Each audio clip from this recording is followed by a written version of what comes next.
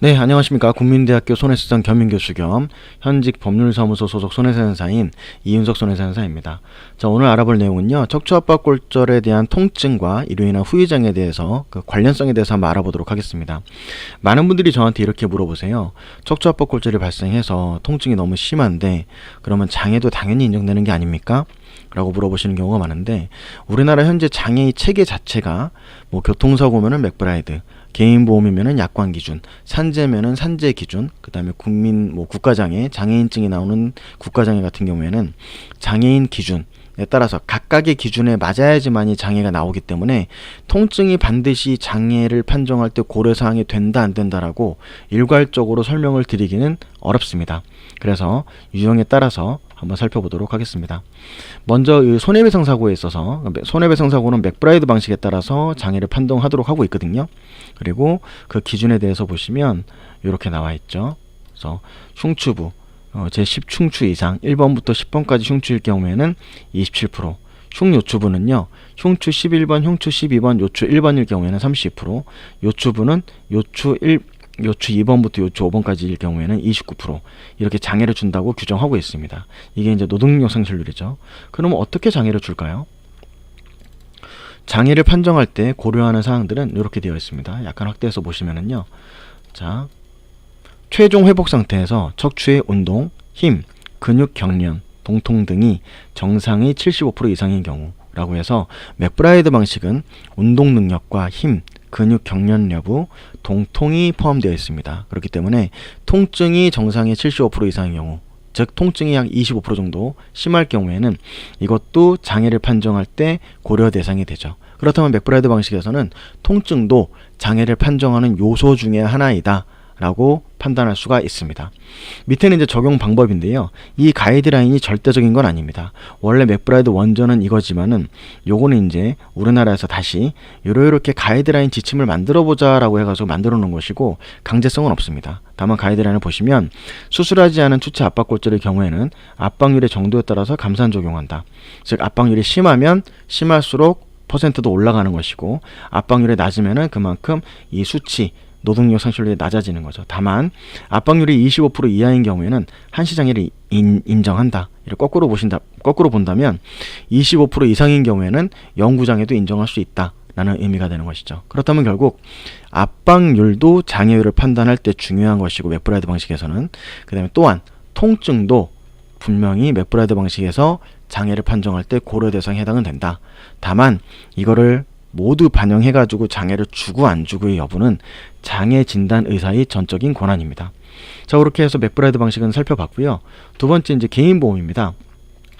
사실 이 사례자분 같은 경우에는 이렇게 요추하고 1번이랑 2번이 골절이 되셨어요. 골절이 되셨고, 이분은 교통사고라든가 손해배상 사고는 아니셨고 추락사고셨습니다. 추락사고면 본인의 과실로 다쳤기 때문에 개인보험에서 보상을 받을 수가 있었는데요.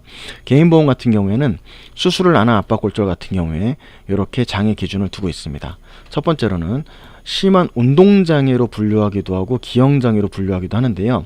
대체적으로 수술을 안 한 압박골절은 기형장애에서 해당 사항을 찾을 수가 있고, 운동장애는 고정술을 했을 경우에 인정이 되고 있습니다. 자, 그러면 기형장애에 대해서 개인보험은 이렇게 50%, 30%, 15% 분류를 하고 있는데 그 세부적인 기준은 어떻게 되는지 한번 살펴보시죠. 첫 번째 보시면 심한 기형은 35도 이상의 척추 전만증 또는 후만증 또는 20도 이상의 척추 측만증이 있으면 심한 기형으로 해서 지급률 50%를 인정하고 있습니다.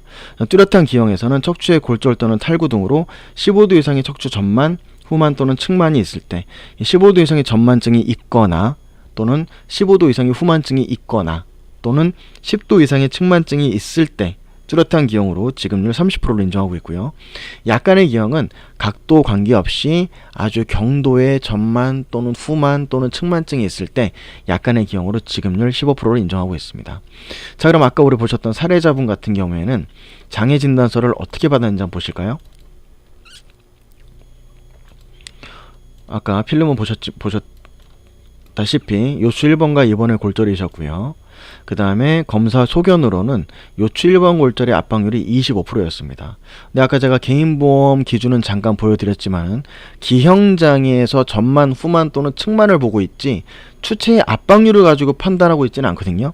그렇다면은 추체의 압박률 자체는 개인보험에서 고려할 사항은 되지 않고, 다만 이분이 교통사고였다면 이 압박률을 기준으로 맥브라이드 방식을 판정할 때에는 고려사항이 되겠죠. 됩니다. 다만 이분은 개인보험이니까 개인보험에만 집중한다면 이걸 보셔야 되는 거죠. 후만각 26도가 측정됐다.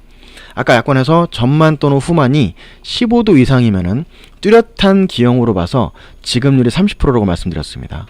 30%에 해당함, 이렇게 말씀드렸는데 이분 역시 15도 이상이셨고 다만 35도 미만이었기 때문에 뚜렷한 기형으로 지급률 15%가 아닌 30%에 해당된다는 장애 지급률 판단을 받았고요. 끝으로 국가장애에 있어서도 척추 압박골절 수술을 안 했을 경우에 해당 사항이 있습니다. 다만 그 기준이 좀 까다롭습니다. 국가장애는 아무래도 혜택을 보는 것이기 때문에 보험금을 받는 것이 아니고 좀 기준이 까다로운데, 척추 측만증은 40도 이상, 또 후만증, 아까 우리 개인보험 약관에서는 후만증이 35도 이상이 있으면은 심한 기형으로 지급률이 50%였는데 여기서는 35도 갖고는 어림도 없습니다.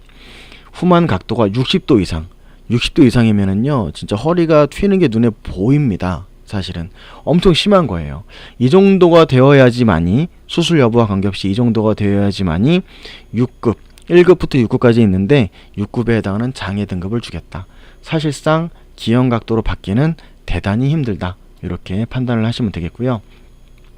자, 그러면 아까 개인보험에서 이분이 개인보험 장애 기준을 보셨고 후유장애 그 진단 기준을 보셨잖아요.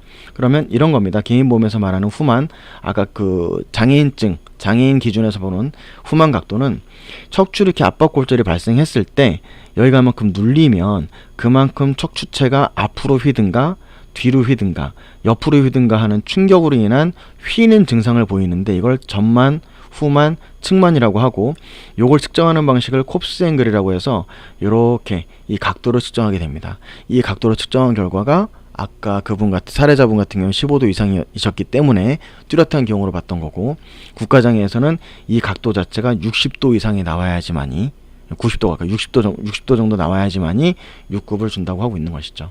그럼 개인보험에서 이렇게 장애 진단서를 받았으니까 청구하면은 보험회사에서 무조건 줄까요? 그렇지는 않습니다.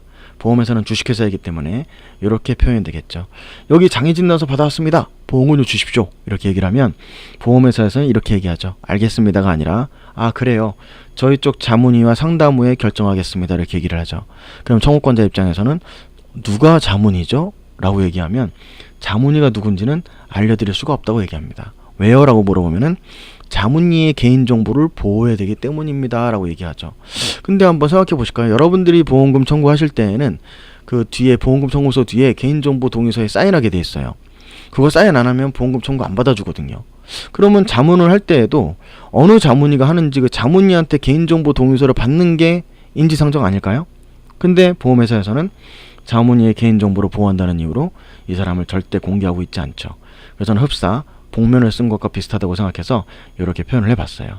그래서 이런 만약에 자문 제도를 통해 가지고 보험회사에서 보험금 지급을 결정하겠다라고 했을 때 이 자문 제도를 어떻게 항변해 가지고 잘 끝낼 것인지도 보험금 청구 후에 발생할 수 있는 문제이기 때문에 보험금 청구는 전문가와 협의 후에 진행해 보는 것이 좋습니다. 자, 이렇게 해서 오늘 척추압박골절 통증과 후유장애 관계에 대해서 한번 알아봤는데요. 궁금하신 점이 있을 경우에는요, 이렇게 포털 검색에서 손해상사 이윤석을 이용한 상담 신청 또는 대표 번호를 이용해 가지고 남겨주셔도 되고, 저희 이제 블로그 포스팅에서 상담 신청을 눌러주셔도 저희가 이제 접수한 다음에 전화를 드리고 있습니다. 자, 이렇게 해서 통증과 후유장애 기준 마치도록 하고요. 오늘도 좋은 하루 되십시오. 감사합니다.